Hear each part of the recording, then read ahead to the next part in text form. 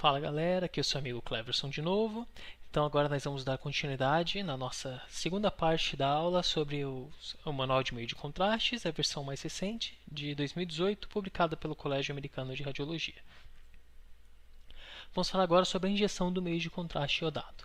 Bem, a injeção intravenosa do meio de contraste pode ser feita tanto à mão ou, mais comumente, como hoje já é amplamente disponível, via bomba injetora, que geralmente está relacionado a um fluxo mais constante do meio de contraste e também um realce mais intenso e melhor controlado, que é importante, sobretudo, para fazer uma angiotomografia com qualidade. Idealmente, o radiologista deve sempre lembrar de adequar o fluxo com o tamanho do acesso. Então, geralmente, se você quer fazer um fluxo rápido, um fluxo maior que 3 ml por segundo, teoricamente você até poderia usar um catéter de 22 gauge, mas o que o manual nos diz que é preferível buscar acessos mais calibrosos, por exemplo, um acesso de 20 gauge. E sempre nós temos que lembrar de estabelecer uma comunicação entre o paciente e o técnico. A maior parte das máquinas de tomografia hoje em dia já são equipadas com um sistema de som, de forma que o técnico consegue avisar para o microfone o paciente quando vai fazer injeção de contraste e o técnico também consegue ouvir qualquer reclamação que o paciente tenha.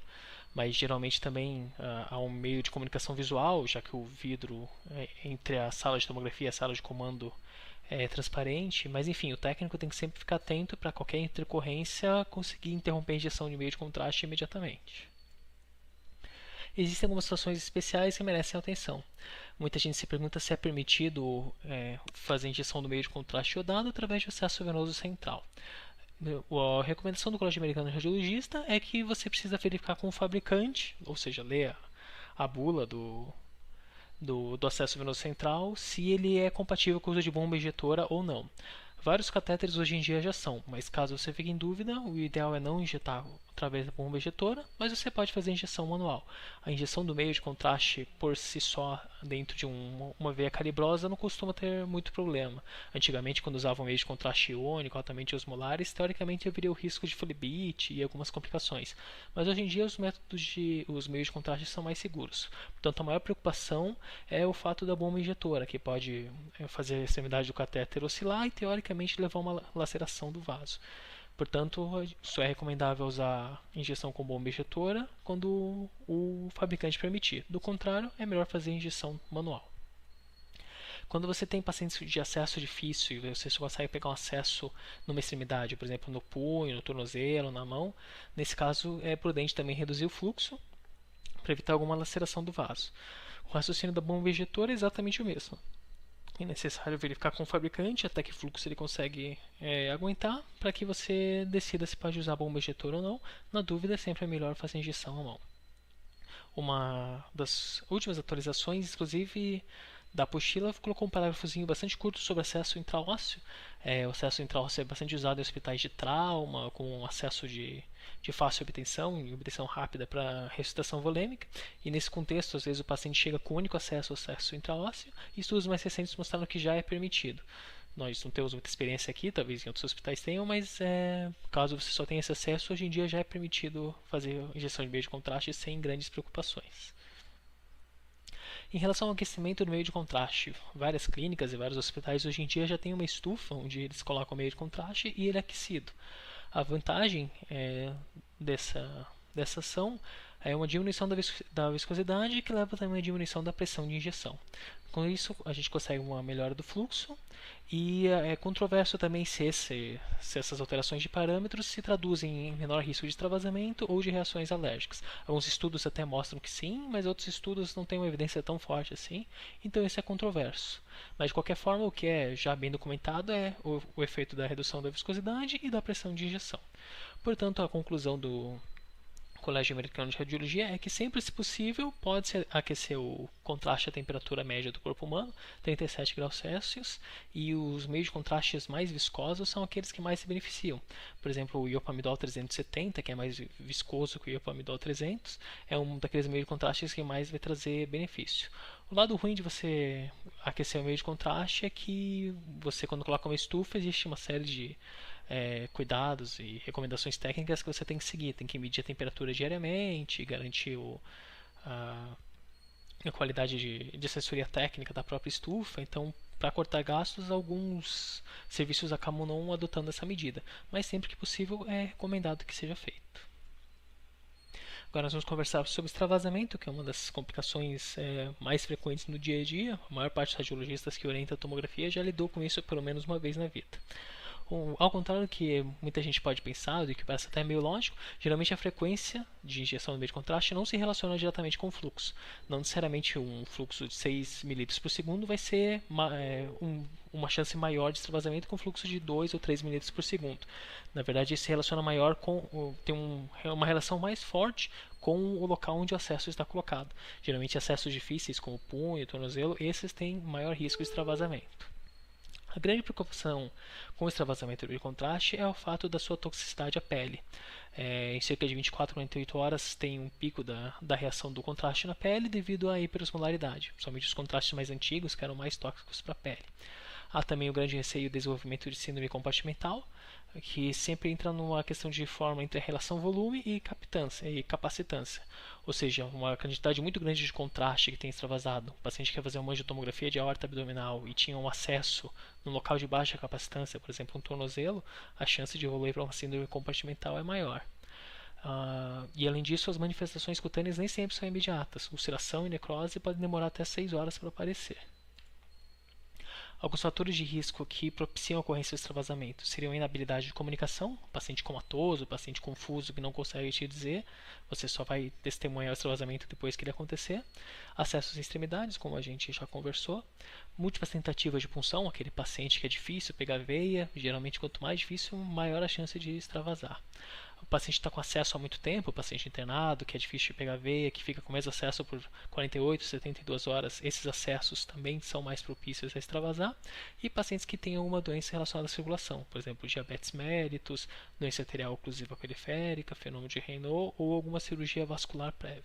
Todos esses fatores aqui acabam deixando a gente mais preocupado para o risco de extravasamento. Em termos de tratamento, a gente vê muitas pessoas fazendo coisas de forma empírica. Tem gente que coloca agulha e tenta aspirar, pessoas colocam compressa fria, compressa quente. Na verdade, nada disso tem evidência muito relacionada. O que o Colégio Americano de Radiologia prega atualmente o que é prudente é levar o membro afetado acima do coração. Você pode aplicar uma compressa tanto fria quanto quente. Fria por causa da vasoconstrição e quente por causa da vasodilatação, que teoricamente vai absorver mais. Nenhuma das duas tem um benefício muito grande, nenhuma das duas tem vantagem sobre a outra. Algumas pessoas gostam de colocar uma agulha e tentar aspirar para reduzir a quantidade de contraste no subcutâneo. Essa é uma conduta que o colégio não recomenda, mas que ainda bastante gente usa. E o paciente tem que ser posto em observação enquanto essas medidas são tomadas e só liberado quando realmente você vê que não houve nenhum sinal de alarme, que é o que a gente vai conversar mais pra frente. O paciente deve ter também orientado retorno em caso de ulceração, de piora dos sintomas ou de sintomas neurológicos, como parestesia de extremidades. Antes de liberar o paciente, a gente tem que procurar alguns sinais de alarme que indicam que um potencial risco de evolução para síndrome compartimental. Nesses casos, é prudente que um cirurgião avalie o paciente antes de liberá-lo. Esses sintomas esses achados seriam a piora dos sintomas, ou seja, dor e edema progressivos, paciente com tempo de enchimento capilar lentificado, qualquer sintoma neurológico, como parestesia, hipoestesia das extremidades, perda da amplitude de movimento das articulações e úlceras e bolhas da pele. Ou seja, qualquer um desses achados aqui mais preocupante, é prudente chamar um cirurgião para avaliar antes de liberar o doente, porque às vezes é necessário um tratamento mais agressivo, inclusive cirúrgico. Então nós agora passamos para um outro tema, que talvez seja um dos temas mais importantes da apostila, que é a nefropatia induzida por contraste, que todo mundo já ouviu falar. Bem, inicialmente algumas definições. O termo PCAKI, traduzindo em inglês, significa a injúria renal aguda pós-contraste. Por definição, é uma elevação da creatinina 48 horas após a administração de contraste. Esse termo PCAKI significa um diagnóstico, não é um diagnóstico etiológico. Ou seja, o paciente teve uma elevação da creatinina e ele usou contraste, mas você não está dizendo que o contraste foi responsável pela elevação da creatinina. Existem vários fatores confusionais, paciente internado, paciente está usando outra medicação. Então esse aqui é um diagnóstico final, mas não é um diagnóstico imputativo. O paciente tem uma injúria renal aguda pós-contraste, mas não necessariamente por causa do contraste, simplesmente porque ele teve uma elevação da creatinina. É diferente da CIN. Da CIN, que traduzindo é a nefropatia induzida por contraste. Aqui sim nós temos, você consegue descartar outros fenômenos, consegue de alguma forma comprovar que foi a utilização do meio de contraste que levou a essa injúria renal aguda. Quando você tem esse aumento da creatinina, geralmente ele começa em cerca de 24 horas após a injeção, tem um pico em cerca de 7 dias e retorna na curva de base em cerca de 7 a 10 dias. Portanto, é um quadro relativamente protraído, não é algo muito agudo e nem de rápida resolução. Quando a gente estuda nefropatia induzida pelo contraste, existem vários vieses. Sabe-se que há uma grande preocupação, os clínicos se preocupam muito com a doença renal induzida pelo contraste, porém a gente sabe que doentes renais crônicos têm maior flutuação de creatinina. Então você tem um nefropata crônico que usa contraste e começa a piorar a creatinina. Mas será que foi realmente a culpa do contraste? Porque se a gente estivesse seguindo esse paciente com creatinina todo dia, será que essa variação aí não seria uma variação natural dele? Além disso, esses pacientes também usam muitas medicações, têm comorbidades, têm outras injúrias cronologicamente associadas que poderiam ser fator de confusão. A apostila cita um estudo muito interessante também, que quando você mede indivíduos saudáveis, tendo feito uso de contraste ou não tendo feito uso de contraste, geralmente até 0,4 mg por decilitro de variação na creatinina diária é aceitável. Então, se o indivíduo faz uso de contraste hoje e alterou 0,3 mg por decilitro, alguém pode dizer que é uma nefropatia induzida por contraste, mas poderia ser simplesmente uma variação fisiológica. E até hoje o mecanismo fisiopatológico bem estabelecido não é muito bem conhecido. Acredita-se que provavelmente o contraste, devido ao efeito hiperosmolar, gere uma vasoconstrição das arteríolas aferentes dos glomérulos, levando à isquemia e lesão renal, ou então uma toxicidade tubular direta, agindo não no glomérulo, mas algum componente do meio de contraste que age especificamente nas células dos túbulos renais, levando a uma toxicidade tubular. Em termos de definição, a definição da nefropatia induzida por contraste é variável. O que a gente mais vê na literatura é esse achado clássico, um aumento de 0,5 mg por decilitro na creatinina, após a injeção de meio de contraste iodado. Para quem quiser ser mais específico do que isso, existe aquela classificação AKIN que a gente estuda na nefrologia, que diz respeito à lesão renal aguda de qualquer natureza, mas que pode ser extrapolado também para uso do meio de contraste. Uma injúria renal aguda seria, portanto, um aumento absoluto da creatinina maior ou igual a 3 mg por decilitro, um aumento relativo na creatinina maior ou igual a 50%, um paciente com uma redução da diurese, com menos de 0,5 ml por quilo por hora, por mais de 6 horas. Qualquer um desses três fatores aqui já te permite fazer o diagnóstico de uma injúria renal aguda. No contexto do uso do meio de contraste, você coloca como um dos fatores provavelmente relacionados. Alguns elementos importantes que a gente não pode esquecer. O nefropatia induzida por contraste não parece ser volume dependente nas doses habituais, ou seja, às vezes a gente pensa que o paciente que vai fazer uma angiotomografia, que usa muito contraste, vai ter maior risco que aquele que faria um exame simples de abdômen com uma dose menor de contraste. Mas na verdade não parece ser o caso. Nas doses que a gente usa no dia a dia, parece que o volume não é tão importante assim para determinar o risco de nefropatia. A única exceção seria no contexto da angiografia cardíaca. Parece que quando você passa o catéter e injeta volume diretamente no coração, aí sim existe um maior risco de nefropatia induzida pelo contraste. Aqui eu abro um parênteses, porque quando a gente conversa de angiografia, realmente no contexto de angiografia, a nefropatia induzida pelo contraste ela é mais conhecida e melhor estudada, porque existem alguns fatores que são peculiares à angiografia. Na angiografia você faz a injeção intraarterial do meio de contraste, enquanto na medicina, na radiologia diagnóstica habitual é uma injeção intravenosa. Como está passando dentro das artérias, você pode deslocar êmbolos que podem ir para a circulação renal fazendo pequenos infartos, e como você faz uma injeção intraarterial, chega uma dose mais concentrada de contraste para os rins. E é por isso que muito da literatura hoje em dia da nefropatia induzida por contraste é um pouco contaminada com estudos de angiografia antigamente. Provavelmente muito desse temor que tem da nefropatia induzida por contraste é ainda remanescente do estudo de angiografia. Mas se a gente pegasse apenas a radiologia convencional, tomografia, no dia a dia sim, com injeção endovenosa, com menos volume de contraste, provavelmente não é tão importante assim a nefropatia induzida pelo contraste. Mas isso ainda é bastante discutido na literatura. Mas deixando de falar de angiografia, falando agora sobre parâmetros subjetivos, geralmente o que você vai usar para estimar a lesão renal do paciente que usou contraste não é a dosagem sérica de creatinina propriamente dita, mas sim a estimativa da taxa de filtração glomerular. É um fator mais confiável. A gente sabe que a creatinina geralmente leva algumas horas ou até dias para se elevar depois que o paciente tem injúria renal aguda. Por isso que a taxa de filtração glomerular estimada é um achado mais confiável, com exceção da injúria renal aguda. Injúria renal aguda é sempre difícil, porque quando você tem um insulto agudo ao rim, a taxa de filtração glomerular também pode demorar algum tempo para se manifestar. Então você tem uma lesão agora, e mesmo que você calcule nesse momento a taxa de filtração glomerular, provavelmente não vai estar alterado ainda. Então, em injúria renal aguda, você tem que estar sempre ciente que a fórmula, seja a creatinina, seja a taxa de filtração glomerular estimada, provavelmente você vai estar superestimando e a injúria renal aguda pode ter uma mascarada. Alguns fatores de risco para a nefropatia induzida pelo contraste que a gente tem que conhecer. O consenso, aquilo que as pessoas mais conhecem, é a disfunção renal prévia. Então, o paciente que já é um doente renal crônico, seja pelo motivo que for, esse é o paciente de maior risco para ter deterioração da função renal após a injeção de contraste. Alguns outros fatores propostos seriam hipertensão, diabetes, desidratação, uso crônico de diuréticos, uma doença cardiovascular, idade avançada, mieloma múltiplo, hiperuricemia, dentre vários outros. Agora vamos tratar do manejo. Uma vez estabelecida, ou para você tentar prevenir, o que o radiologista tem que saber sobre a nefropatia na sua prática do dia a dia. Basicamente, todo paciente que vem fazer exame de tomografia, principalmente aqueles idosos, o ideal seria que fosse calculada a taxa de filtração glomerular estimada de todos. A equação que o Colégio Americano de Radiologia recomenda é o MDRD. Basta colocar na internet e você acha como calcular. Lembrando que as crianças a gente não deve usar MDRD, porque como a creatinina varia bastante com a altura e a massa muscular, as crianças têm uma fórmula própria, que é essa Bedside-Schwartz, em que entra na fórmula, além da creatinina e da etnia da criança, entra também a altura, que é uma coisa que não tem na fórmula do adulto.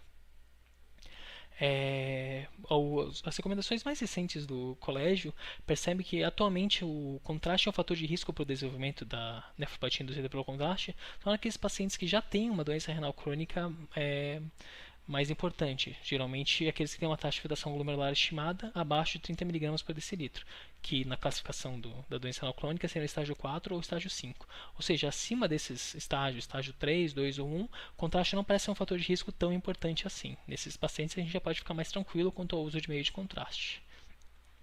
Existem, porém, algumas exceções. Como falei para vocês, injúria renal aguda, todo paciente que tem uma injúria renal aguda tem que ser encarado como um potencial paciente de risco para ter a doença piorada pelo meio de contraste. Embora não haja nenhum estudo que prove que haja de fato uma piora da ira. Não tem nenhum estudo que mostre que o paciente estava com uma injúria renal aguda, fez uso de meio de contraste, isso terminou de destruir o rim dele. Não tem nenhum estudo que comprove isso, mas hoje em dia, por questão de precaução, é assim que a gente encara, sempre como um fator de risco importante. Pacientes dialíticos, mesmo que não tenha uma doença renal crônica tão importante assim, se ele já está fazendo diálise, ele também é um paciente de risco e tem que ser encarado como tal. E por isso, sempre que o paciente é dialítico, você pode injetar o meio de contraste, mas tem que lembrar de programar uma diálise o mais breve possível. Não é uma emergência, por exemplo, você não precisa fazer contraste agora de manhã e dialisar à tarde, mas idealmente dentro de 24, 48 horas você tem que lembrar de dialisar. Não tanto para você dialisar o meio de contraste, mas sim para caso ele tenha uma deterioração da função renal, você compensar isso com a diálise. Continuando em torno do manejo. No dia a dia, para facilitar um pouco a situação, e como nem sempre a gente consegue estimar a taxa de filtração glomerular, porque a maior parte do paciente chega para a gente sem creatinina, o colégio elaborou um questionário para identificar pacientes em risco para doença renal crônica. Para esses pacientes que se enquadram dentro dessas perguntas que a gente vai conversar, você vai solicitar creatinina. O período de tempo que você precisa da creatina é meio questionável. Mais ou menos 30 dias é o que eles colocam no manual, mas isso também é variável. Pode ser menos, pode ser mais, mas você tem que ter uma creatinina em torno de 30 dias para os pacientes que se enquadram dentro desse questionário aqui. Então, pacientes idosos, aqueles com mais de 60 anos, pacientes hipertensos, pacientes com qualquer tipo de doença renal, cirurgia renal, já teve alguma malignidade nos rins, paciente com doença renal crônica, paciente que faz hemodiálise, pacientes diabéticos e pacientes que fazem uso de metformina. Então você aplica essas 5 perguntas para todos os pacientes. Se ele responde sim, se ele se enquadra em qualquer uma dessas 5 categorias, para esse paciente é prudente que você tenha um exame de creatinina recente antes de injetar meio de contraste iodado. Para pacientes que respondem não para todas essas perguntas, é muito, muito raro que eles tenham uma doença renal tão importante a ponto da injeção de meio de contraste precipitar uma injúria renal aguda, uma nefropatia induzida pelo contraste. Então, para pacientes que respondem não para todas as perguntas, é seguro usar o meio de contraste, mesmo sem creatinina recente. Para quem se enquadra em qualquer uma dessas categorias, é necessário uma estimativa da taxa de filtração glomerular. Como a gente pode fazer para prevenir nefropatia induzida pelo contraste? Isso também é um tema bastante em voga, porque a gente lê várias coisas, acetilcisteína, hidratação, bicarbonato de sódio, o que a gente tem de mais concreto atualmente. A única medida realmente comprovada é a expansão volumétrica.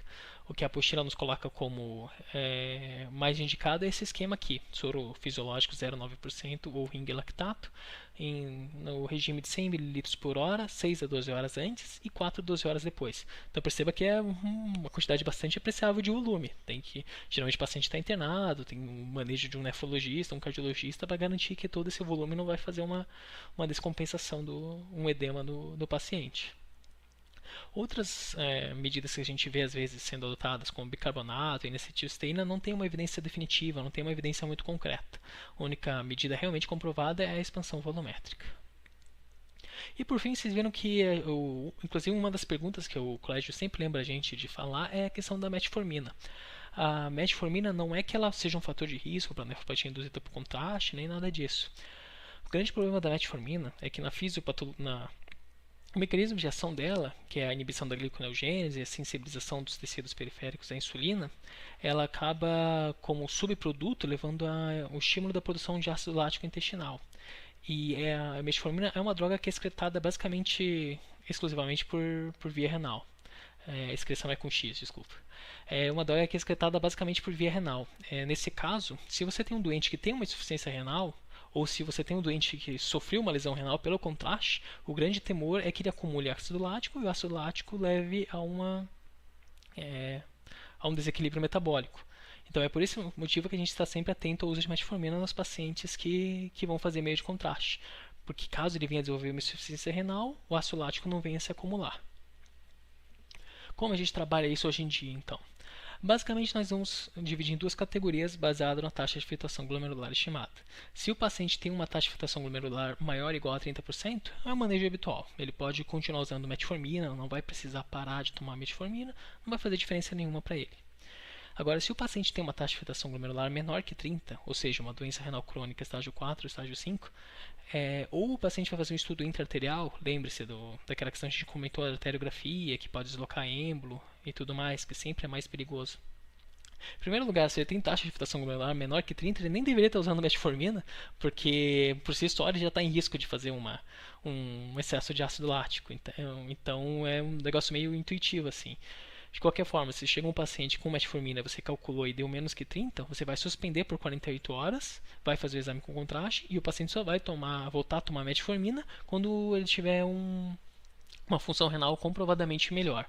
Nesse caso é prudente que o endocrinologista, algum especialista acompanhe para que a metformina só seja colocada novamente com segurança. Bom, e é isso. Já conversamos de mais alguns temas importantes. Agora a gente vai fazer só mais uma aula aqui e concluir daí o nosso resumo dos meios de contraste. Muito obrigado.